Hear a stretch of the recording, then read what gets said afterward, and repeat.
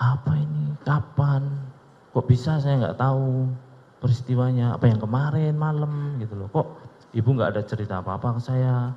Selamat siang Tribuners, bersama saya Tria Wulandari. Inilah update berita terkini yang dilaporkan langsung reporter Tribun Network dari lapangan. Di sebelah lift itu, terus saya naik ke lantai 3, keluar dari lift, ada pintu.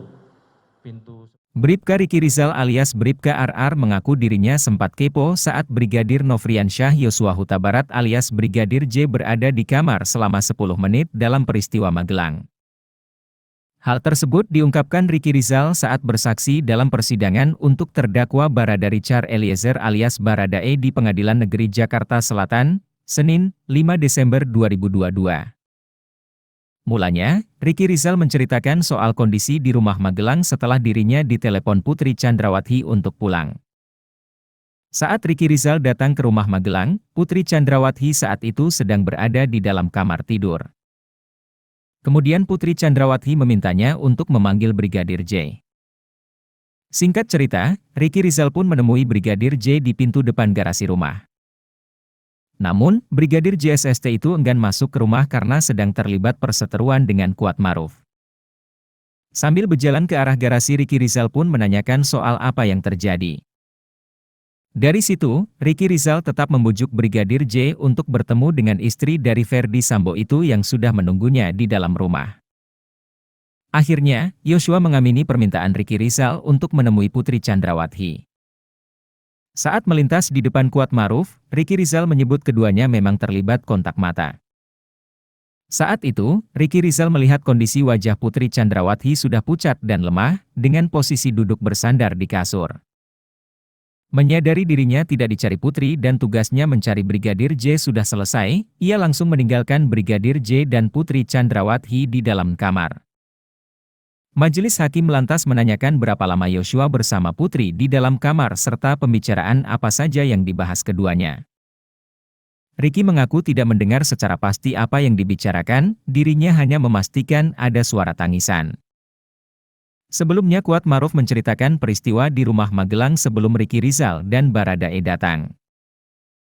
Kuat menceritakan bahwa pada saat itu dirinya melihat Brigadir J seperti mengintip pintu kamar Putri Chandrawati di lantai 2. Dikagetkan seperti itu, Brigadir J pun lari menghindari Kuat Maruf. Kuat Maruf pun langsung mengejar Brigadir J ke lantai 1. Begitu tiba di lantai 1 dan melihat Atsusi, Kuat Maruf meminta bantuan untuk mengecek Putri. Susi pun bergegas menuju kamar Putri sementara Kuat masih mengejar Brigadir J. Tak lama kemudian, Kuat mendengar Susi berteriak dari lantai 2. Dengan segera, dia kembali ke lantai 2 menuju kamar Putri. Dia pun membuka sedikit pintu kamar itu dan melihat Putri menangis di kamarnya. Kondisi Putri saat itu disebut Kuat tergeletak di lantai sembari menangis. Di samping Putri, dilihatnya Susi menangis kencang. Dia kemudian meminta bantuan Susi untuk mengangkat Putri. Begitu dibaringkan, Putri disebut Kuat sempat menangis ketakutan. Setelah itu, Putri meminta ponselnya untuk menelpon ajudan Sambo, Bribka Riki Rizal.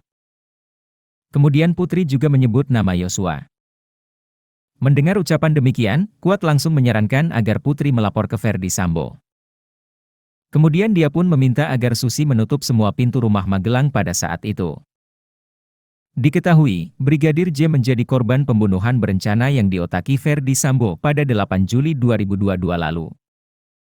Brigadir J tewas setelah dieksekusi di rumah dinas Ferdi Sambo, Duren 3, Jakarta Selatan. Dalam perkara ini Ferdi Sambo, Putri Chandrawati, Bribka Riki Rizal alias Bribka RR, Kuat Maruf dan Barada Richard Eliezer alias Barada didakwa melakukan pembunuhan berencana. Kelima terdakwa didakwa melanggar pasal 340 subsidiar pasal 338 KUHP Yungto pasal 55 ayat 1 ke 1 KUHP dengan ancaman maksimal hukuman mati.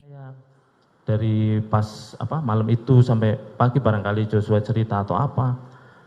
Terus setelah itu saya masih berpikiran di situ. Si Daden ada yang buka gerbang, saya nggak tahu.